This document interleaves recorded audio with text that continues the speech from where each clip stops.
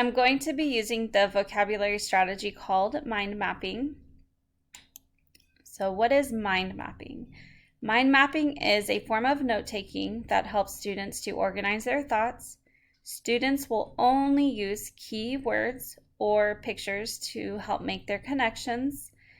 For the purpose of vocabulary, students will pick one main word to focus on, but mind maps can be used for a variety of different concepts or subject areas. But for today, we'll look at how to use it with a vocabulary word that they will see in text. The benefits of mind mapping are that it helps students to make deeper connections to the words. It really gets them thinking about the word and making those connections, so it helps it to, stick in their brain so that they're able to carry it on into the future with the knowledge of that word. They can be used in different subject areas.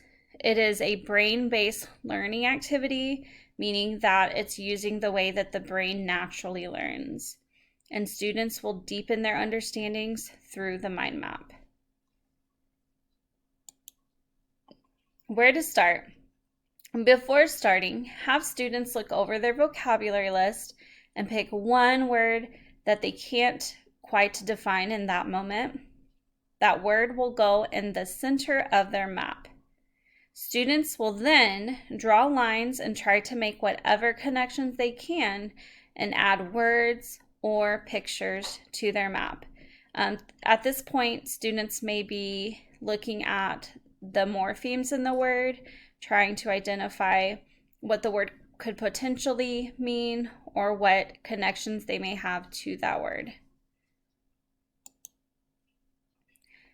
As the learning begins and continues, students will keep adding to their map. They will go back to their map and they will circle words or pictures on the map that were confirmed from their initial understanding. They are also going to be adding more as their understanding deepens. Here's an example of a mind map using fruit. They started with the word fruit and branched off into different colors of fruits.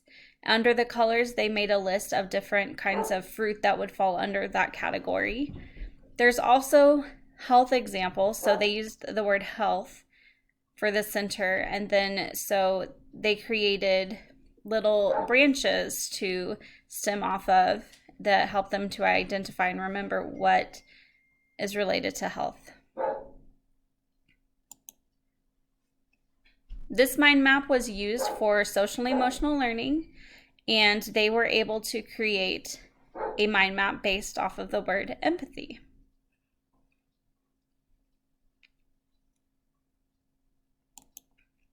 Here are the resources where I was able to get my pictures and also some additional information for mind mapping.